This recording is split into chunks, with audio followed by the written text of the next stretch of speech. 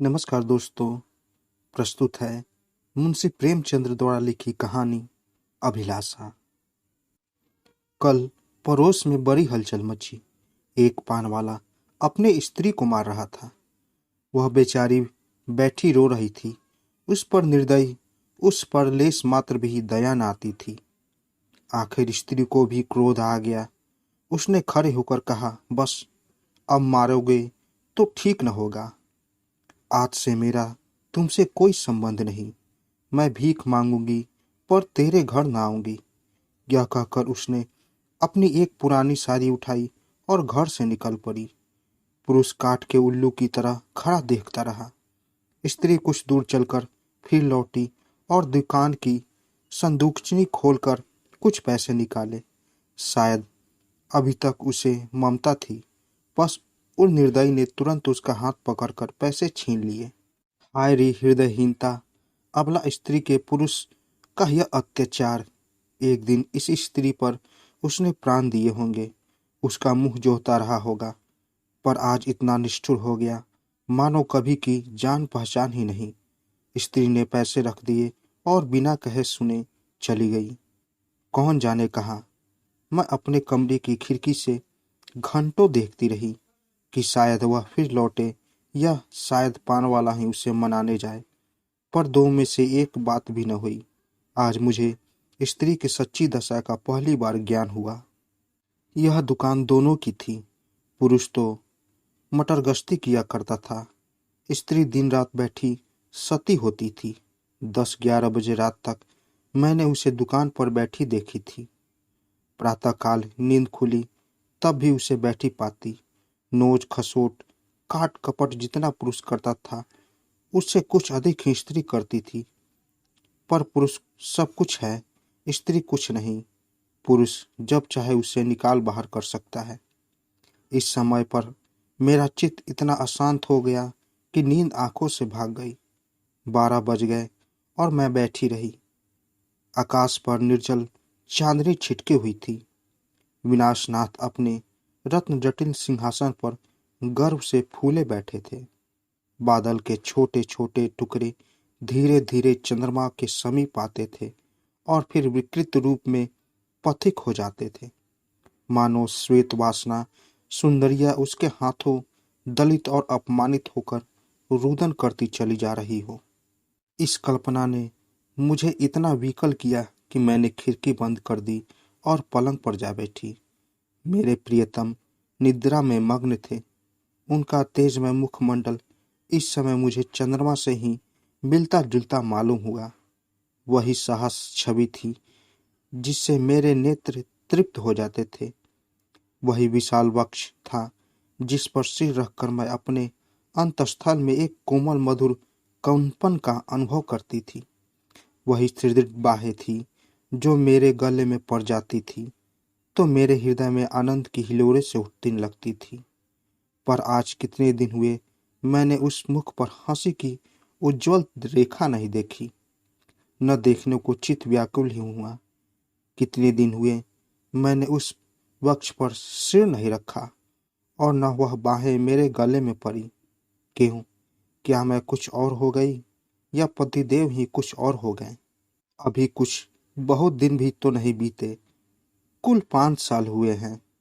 कुल 5 साल जब पतिदेव ने विकसित नेत्रों और ललायित अक्षरों से मेरा स्वागत किया था। मैं लज्जा से गर्दन झुकाए हुई थी। हृदय में कितनी प्रबल उत्कंठा हो रही थी कि उनकी मुख छवि देख लूं, पर लज्जावश सिर न उठा सकती। आखिर एक बार मैंने हिम्मत करके आंखें उठाई और यद्यपि दृष्टि आधे रास्ते से ही लौट आई, तो भी उस आधे दर्शन ने मुझे जो आनंद मिला, क्या उसे कभी भूल सकती हूँ? वह चित्र अब भी मेरे हृदय पट पर खींचा हुआ है। अब कभी उसका स्मरण आ जाता है, हृदय पुलकित हो उठता है। उस आनंद स्मृति में अब भी वही गुदगुदी, वही सनसनी है। लेकिन अब रात दिन उस छवि के दर्शन करती हूँ। उषा काल, प्रातः काल, मध्याह काल, संध्या काल, निष्ठा काल, आठों पहर उसको देखती हूँ, पर हृदय में गुदगुदी नहीं होती। वह मेरे सामने खड़े मुझसे बातें किया करते हैं। मैं क्रोशिये की ओर देखती रहती हूँ। जब वह घर से निकलते थे तो मैं द्वार पर आकर खड़ी हो जाती थी, और जब वह पीछे फिर कर मुड़ा करते थे तो मुझे मानो स्वर्ग का राज्य मिल जाता था। मैं तीसरे पहर कोठे पर चढ़ जाती थी और उनके आने की बाट जोहने लगती थी। उनको दूर से आते देख मैं उन्मत्त सी होकर नीचे आती और द्वार पर आकर उनका अभिनंदन करती। पर अब मुझे यह भी नहीं मालूम होता कि कब वो आते हैं और कब जाते हैं। जब बाहर का द्वार बंद हो जाता है तो समझ जाती हूँ कि वह चले गए। जब द्वार खुलने की आवाज़ आती है तो समझ जाती हूँ कि आ गए। समझ में नहीं आता कि मैं ही कुछ और हो गई हूँ या पतिदेव ही कुछ और हो गए। तब वह घर में बहुत न आते थे। जब उनकी आवाज़ कानों में जाती तो मेरी देह में बिजली से दौड़ जाती थी। उनकी छोटी छोटी बातें, छोटे छोटे कामों को मैं भी अरुक्त मुग्ध नेत्रों से देखा करती थी। जब वह छोटे लाला के गोद में उठकर प्यार करते थे, जब टामी का सिर थपथपाकर उसे लिटा देते थे, जब बूढ़ी भक्तिन को चिढ़ाकर बाहर भाग जाते थे, तब बाल्टियों में पानी भर भर कर पौधों को सींचते थे, तब ये आंखें उसी ओर लगी रहती थी। पर अब वह सारे दिन घर में रहते हैं, मेरे सामने हंसते हैं, बोलते हैं, मुझे खबर भी नहीं होती, न जाने क्यों। तब किसी दिन उन्होंने फूलों का एक गुलदस्ता मेरे हाथ में रख दिया था और मुस्कुराए थे। वह प्रणय का उपहार पाकर मैं फूली न समाई थी। केवल थोड़ा से फूल और पत्तियां थी, पर उन्हें देखने से मेरी आंखें किसी भांति तृप्त ही नहीं होती थी। कुछ देर हाथ में लिए रही, फिर अपनी मेज पर फूलदान में रख दिया। कोई काम करती होती तो बार बार आकर उस गुलदस्ते को देख जाती। कितनी बार उसे आंखों से लगाया, कितनी बार उसे चूमा। कोई 1 लाख रुपए भी देता तो उसे न देती। उसकी एक एक पंखुड़ी मेरे लिए एक एक रत्न थी। जब वह मुरझा गया तो मैंने उसे उठाकर अपने बक्से में रख दिया। तब उन्होंने मुझे हजारों चीजें उपहार में दी है। एक से एक रत्न जड़ित आभूषण है, एक से एक बहुमूल्य वस्त्र हैं, और गुलदस्ते तो प्रायः नित्य ही लाते हैं। लेकिन इन चीजों को पाकर वह उल्लास नहीं होता। मैं उन चीजों को पहनकर आईने में अपना रूप देखती हूँ और गौरव से फूल उठती हूँ। अपनी हमजोलियों को दिखाकर अपना गौरव और उनकी ईर्ष्या बढ़ाती हूँ। बस अभी थोड़े ही दिन हुए हैं उन्होंने मुझे चंद्रहार दिया है, जो उसे देखता है मोहित हो जाता है। मैं भी उसकी बनावट और सजावट पर मुग्ध हूँ। मैंने अपना संदूक खोला और उस गुलदस्ते को निकाल लाई। आह! उसे हाथ में लेते ही मेरी एक एक नस में बिजली दौड़ गई। हृदय के सारे तार कंपित हो गए। वह सूखी हुई पंखुड़ियां जो अब पीले रंग की हो गई थी, बोलती हुई मालूम होती थी। उसके सूखे मुरझाए हुए मुखों के अष्टकुटित कंपित अनुराग में डूबे शब्द साय साय करके निकलते हुए जान पड़ते थे। किंतु वह रत्न जटित कांति से दमकता हुआ हार स्वर्ण और पत्थरों का एक समूह था, जिसमें प्राण न थे, संज्ञा न थी, मर्म न था। मैंने फिर गुलदस्ते को चूमा, कंठ से लगाया, आर्द्र नेत्रों से खींचा और फिर संदूक में रखाई। आभूषण से भरा हुआ संदूक भी उस एक स्मृति चिन्ह के सामने तुच्छ था। यह क्या रहस्य था? फिर मुझे उसके एक पुराने पत्र की याद आ गई। उसे उन्होंने कलेजे से मेरे पास भेजा था। उसे पढ़कर मेरे हृदय में जो आनंद हुआ था, जो तूफान उठा था, आंखों से जो नदी बही थी, क्या उसे कभी भूल सकती हूँ? उस पत्र को मैंने अपनी सुहाग की पिटारी में रख दिया था। इस समय उस पत्र को पढ़ने की प्रबल इच्छा हुई। मैंने पिटारी से वह पत्र निकाला। उसे स्पर्श करते ही मेरे हाथ कांपने लगे, हृदय में धड़कनें होने लगी। मैंने कितनी देर उसे हाथ में लिए खड़ी रही, कह नहीं सकती। मुझे ऐसा मालूम हुआ कि मैं फिर वही हो गई हूँ जो पत्र पाते ही समय थी। उस पत्र में क्या प्रेम के कवित्वमय उद्गार थे, क्या प्रेम की साहित्यिक विवेचना थी। क्या विभोग व्यथा का करुण कंदन था।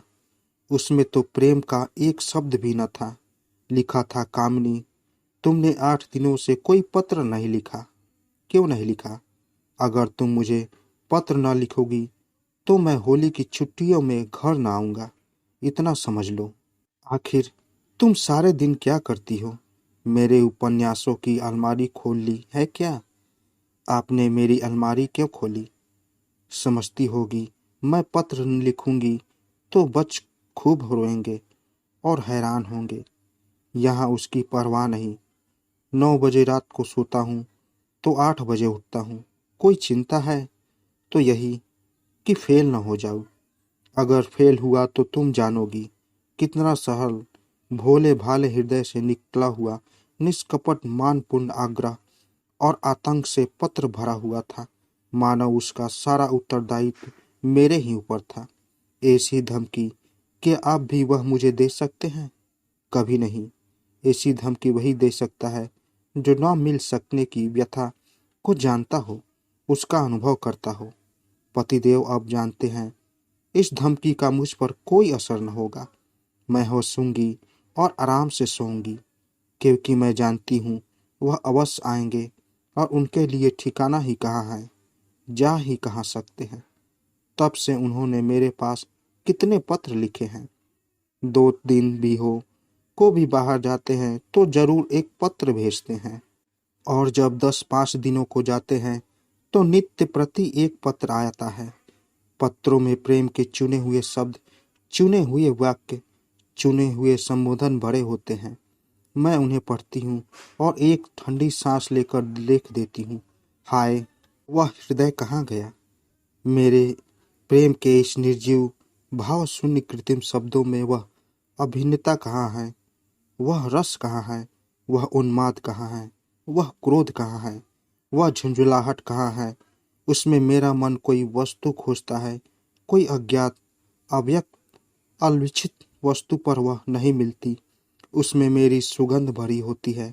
पत्रों के कागज आर्ट पेपर को मात करते हैं, पर उसका यह सारा बनाव संवार किसी गत यौवना नायिका के बनाव श्रृंगार के सदृश ही लगता है।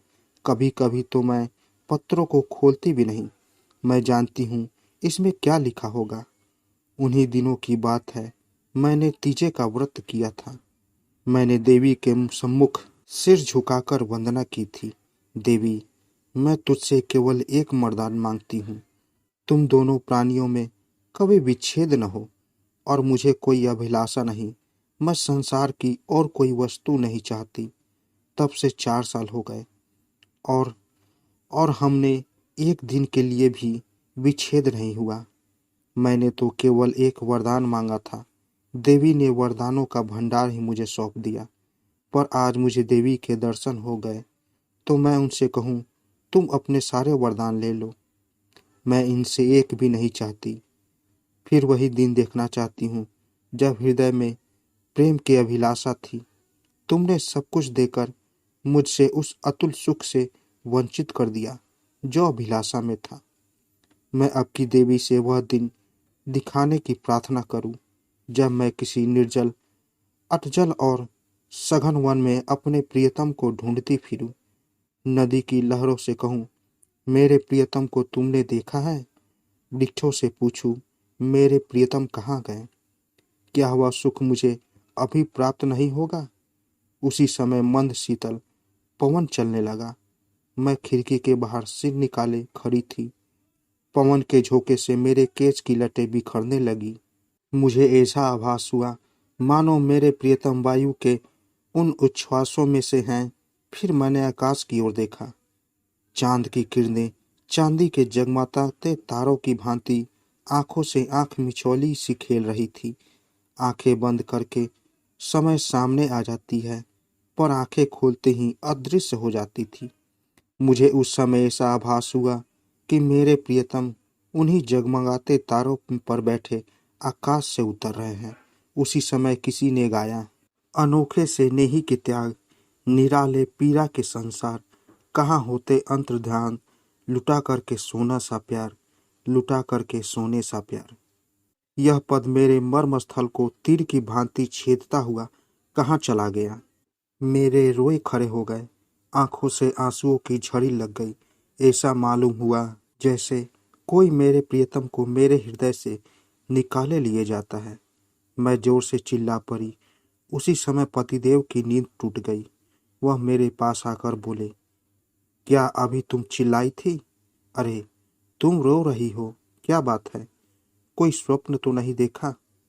मैंने सिसकते हुए कहा, रोऊं न तो क्या हंसूं? स्वामी ने मेरा हाथ पकड़कर कहा, क्यों रोई? क्या कोई कारण है? क्या यूं ही रोना चाहती हो?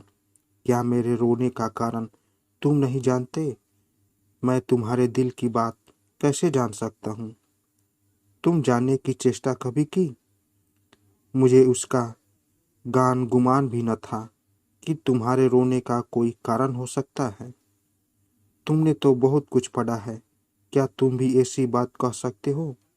स्वामी ने विस्मय में पढ़कर कहा, तुम तो पहेलियां बुझाती हो। क्यों, क्या तुम कभी नहीं रोते? मैं क्यों रोने लगा? तुम्हें अब कोई अभिलाषा नहीं है? मेरी सबसे बड़ी अभिलाषा पूरी हो गई। अब मैं और कुछ नहीं चाहता। यह कहते हुए पतिदेव मुस्कुराए और मुझे गले से लिपटा लेने को आगे बढ़े। उसकी यह हृदयहीनता इस समय मुझे बहुत बुरी लगी। मैंने उन्हें हाथों से पीछे हटाकर कहा, मैं इस स्वांग को प्रेम नहीं समझती। जो कभी रो नहीं सकता वह प्रेम नहीं कर सकता। रुदन और प्रेम दोनों एक ही रेत से निकले हैं। इसी समय फिर उसी गाने की ध्वनि सुनाई दी, अनोखे से नहीं क्या त्याग, निराले पीरा के संसार, कहाँ होते हो और ध्यान, तुम करके सोने सा प्यार। पतिदेव की वह मुस्कुराहट लुप्त हो गई। मैंने उन्हें एक बार कांपते देखा। ऐसा जान पड़ा उन्हें रोमांच हो रहा है। ससका सहसा उनका दाहिना हाथ उठकर उनकी छाती तक गया। उन्होंने लंबी सांस ली और उनकी आंखों से आंसू की बूंदें निकलकर गालों पर आ गई। तुरंत मैंने रोते हुए उनकी छाती पर सिर रख दिया और उस परम सुख का अनुभव किया जिसके लिए कितने दिनों से मेरा हृदय तड़प रहा था। फिर मुझे पतिदेव का हृदय धड़कता हुआ सुनाई दिया। आज उसके स्पर्श में फिर स्फूर्ति का ज्ञान हुआ। अभी तक उस पद के शब्द मेरे हृदय में गूंज रहे थे, कहाँ होते हो अर्थ ध्यान, लुटा करके सोने सा प्यार। दोस्तों, अगर आपको कहानी अच्छी लगी हो तो मेरे चैनल को सब्सक्राइब जरूर करें और साथ ही साथ बेल आइकन को जरूर दबाएं ताकि मेरी कहानी सबसे पहले आप तक पहुंचे। तो दोस्तों, मिलते हैं एक नई कहानी के साथ एक नए वीडियो में। तब तक के लिए नमस्कार।